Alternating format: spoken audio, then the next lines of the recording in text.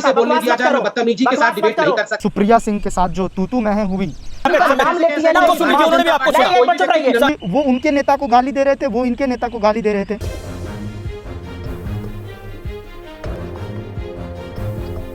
मुझे शांति से बोलने दिया जाए, मैं बदतमीजी के साथ डिबेट नहीं कर सकता हूँ। ये बकवास दो कौड़ी के आदमी किस प्रकार।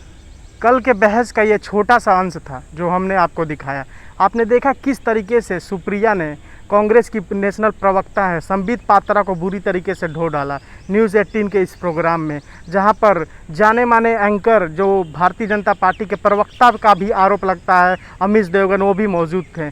इसी मसले पर आज हम चर्चा करेंगे अपने सहयोगी सद्दाम के साथ और जानेंगे क्या कुछ उनका कहना है। सद्दाम, बहुत बहुत स्वागत है आपका। शुक्रिया परितोष। सद्दाम, जिस तरीके से सुप्रिया ने संबित पात्रा और भारतीय जनता पार्टी के खिलाफ कई चीज़ें बोली हैं, और सबसे बड़ी बात कि उन्होंने ये जो बात बोली कि विश्व में कहीं ऐसा नहीं है जहां पर नदियों में लाशें तैरती हुई नज़र आ रही हैं, और जो लाशें दफन हो गया उसके ऊपर जो कपड़े हैं उसको बाद में निकाला जा रहा है, कोई ऐसा देश नहीं है। तो किस बात का आप विश्व गुरु आप बोलते हैं? संबित पात्रा और बीजेपी को पूरी तरीके से धो डाला है। बिल्कुल परितोष, जो कल का जो एक नेटवर्क 18 पे जो बहस हुआ जिसमें एंकर अमित देवगन थे, और उसके बाद जिस तरीके से भारतीय जनता पार्टी के संबित पात्रा जो प्रवक्ता हैं और सुप्रिया सिंह के साथ जो तू मैं हुई, वो कहीं ना कहीं एक तथ्यात्मक तरीके से वो डिबेट हुआ है। मैंने उस डिबेट का पूरा अंश सुना है परितोष, और मैं ये अपने दर्शकों को बताना चाहता हूँ कि जिस तरीके से जो मतलब सुप्रिया सिंह ने जो सवाल किया है, क्योंकि एक तो इससे पहले भी जो मौत के आंकड़े हैं वो सरकारी आंकड़े जो है छुपाने की कोशिश की जा रही है। हमने इस पर कई रिपोर्ट भी अपने दर्शकों को बताया है, लेकिन आज जिस पर बहस होनी चाहिए वो मैं आपको बताता हूँ परितोष और अपने दर्शकों को, क्योंकि आपने बिल्कुल सही कहा कि कोई ऐसा देश नहीं है जहाँ पर लाशें नदी में तैरती हुई नज़र आ रही। हालांकि दैनिक जागरण का एक वो मतलब एक रिपोर्ट है, उसमें कहा जाता है कि 3 साल पहले जो है गंगा नदी किनारे ऐसे ही हाल था। तो मैं उन लोगों से पूछना चाहता हूं कि क्या 3 साल पहले डोनाल्ड ट्रंप की सरकार थी उत्तर प्रदेश में, क्या भारतीय जनता पार्टी की तो सरकार थी ना? ठीक है, मैं अब थोड़ा सा इस बहस को आगे लिए चलता हूं, क्योंकि जिस तरीके से सुप्रिया सिंह ने संबित पात्रा को लेकर जो नोक झोंक हुई है वो इस बात को लेकर हुई है क्योंकि वो उनके नेता को गाली दे रहे थे, वो इनके नेता को गाली दे रहे थे।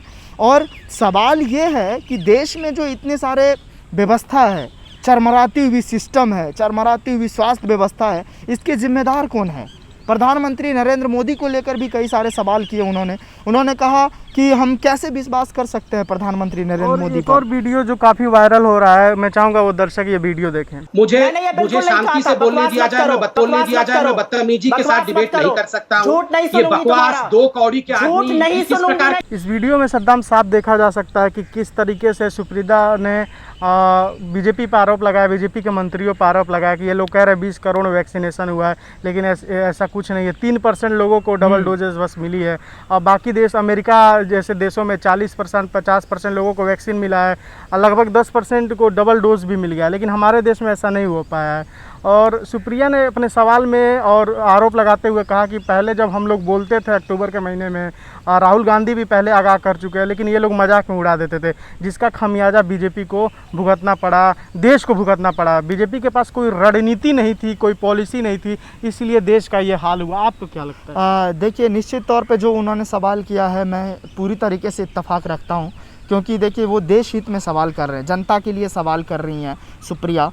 और उसके बाद जो है यही सवाल हर कोई कह रहे हैं कि अगर 3% अगर जो क्या कहते हैं 3% अगर लोगों का वैक्सीनेशन हुआ तो ऐसे में तो कई साल लग जाएंगे।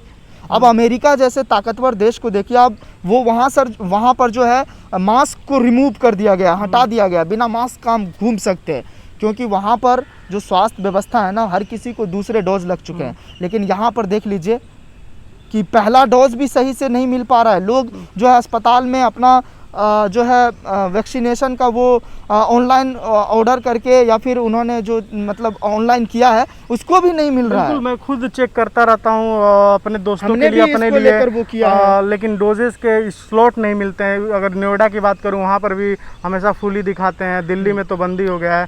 लेकिन एक बात और सुप्रिया ने बोला कि बस सरकार इवेंटबाजी कर रही थी इसलिए ऐसा हुआ। अगर सीरियस रहती, कोई रणनीति बनाए रहती तो आज इस देश का ये हाल नहीं होता। बिल्कुल, देखिए सरकार पे कैसे भरोसा किया जा सकता है। सरकार ने कहा था कि 2 करोड़ युवा को नौकरी दिया जाएगा, क्या वो मिला? 15 लाख अकाउंट में कहा था पैसे दिए जाएंगे। तो सरकार, वो सब चीज़ें नहीं हो रही तो सरकार पे क्यों भरोसा किया जाए? सरकार क्या कर रही है? सिर्फ घड़ियाली आंसू बहा रहे। उन्होंने अपने वीडियो संवाद में ये भी कहा, अपने डिबेट के दौरान जिस तरीके से तू मैं हो रहा था, तो उसमें उन्होंने कहा कि मतलब संबित पात्रा मुझे ये बोलने को मजबूर न कराइए कि प्रधानमंत्री झांसाराम है। वो ये कहते हुए नज़र आए कि फेंकू है।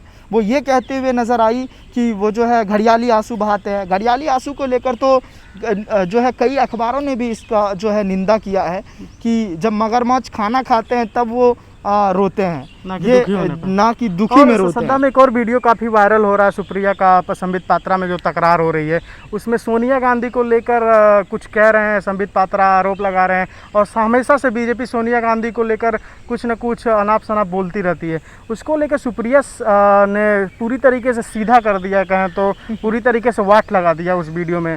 आप भी देखिए, दर्शक जो देख रहे हैं वो वीडियो देखिए। उसकी डोली घर आती है और अर्थी वहां से जाती है। दाम्पत्य के सूत्र को जब एक औरत एक आदमी का नाम लेती है ना, उन्होंने भी आपको नहीं, एक मिनट चुप रहिए, नाम का ना उसके नाम का सकते हैं। तो आपने देखा किस तरीके से सुप्रिया ने सवाल किया और जवाब दिया कि जब कोई औरत अपने पति के घर जाती है शादी के बाद, अपने मांग में सिंदूर भरती है, तो वो औरत अपने हस्बैंड की हो जाती है, अपने हस्बैंड के देश की, घर की हो जाती है। तो सुप्रिया ने यही बोला कि सोनिया गांधी इटली से जब इंडिया आई और शादी करके तो वो इंडियन हो गई, इंडिया की बहू हो गई। तो उस पर बार बार लांछन लगाना, एक औरत पे बार बार लांछन लगाना, ये कहाँ तक सही है? क्योंकि उस औरत ने अपने पति को खोया इस देश के लिए। इंदिरा गांधी को खोया जो उनकी सास थी। राहुल गांधी जब छोटे थे उनके पिताजी की मृत्यु हो गई थी। तो इतना कुछ खोने के बाद भी बीजेपी सोनिया गांधी पर हमेशा से आरोप लगाते आई है। देखिए, बीजेपी हमेशा ये आरोप लगाती है, लेकिन जिस तरीके से एक महिला पर आरोप लगाना, देखिए गांधी परिवार की जो उनका मतलब एक कहा जाए तो एक राजनीतिक का जो सफ़र रहा है, चाहे वो सोनिया गांधी हो, राहुल गांधी हो, प्रियंका गांधी हो, तमाम जो मतलब उनके गांधी परिवार के लोग हैं, आप देख लीजिए जिस तरीके से सोनिया गांधी मुखर होकर पहले भी आवाज़ उठाती थी, प्रियंका गांधी आवाज़ उठाती है हर बात को लेकर। वो ये कहती हुई नज़र आती है कि उत्तर प्रदेश में इतने सारे लोगों की जब मौत होती है तो वहाँ पर योगी आदित्यनाथ चुप धरे बैठे होते हैं। और प्रधानमंत्री नरेंद्र मोदी को भी उन्होंने सवाल खड़े करते हुए उन्होंने कहा। तो ये सब सारी चीज़ें, सवाल तो बहुत बड़ा है। ये फहरिस्त है परितोष कि किसी ने अपने भाई को खोया है, किसी ने अपने बहन को खोया है, किसी ने अपने सास को खोया है, किसी ने ससुर को खोया है, किसी ने अपने माँ बाप को खो दिया और बच्चे अनाथ हो गए। ये फहरिस्त है, ये लंबी फहरिस्त है। अगर उस हिसाब से समझेंगे तो ये बड़ा फहरिस्त है जिसको बताना और बताएं तो अपने दर्शकों को वो शिहर उठेंगे। बिल्कुल। तो ये बहुत बड़ा सवाल है और इसको लेकर कहीं ना कहीं मुझे लगता है, मतलब मेरा खुद का ये मानना है कि ऐसे तू मैं नहीं होना चाहिए। सवाल सरकार पर तो किया जाएगा, विपक्ष के लोग तो सवाल करेंगे, निशाना साधेंगे, लेकिन मौजूदा सरकार को ये भी करना होगा कि वो जो है स्वास्थ्य व्यवस्था को ठीक करे। बिल्कुल बिल्कुल। अस्पताल में जो जर्जर व्यवस्था है, पटना का हाल देख लीजिए, आज DMCH का हाल देख लीजिए, पानी जमा हुआ है अस्पतालों में, पानी जमा। बिल्कुल। चलिए सद्दाम, बहुत बहुत शुक्रिया, आपने तमाम जानकारी दी हमारे साथ बने रहने के लिए।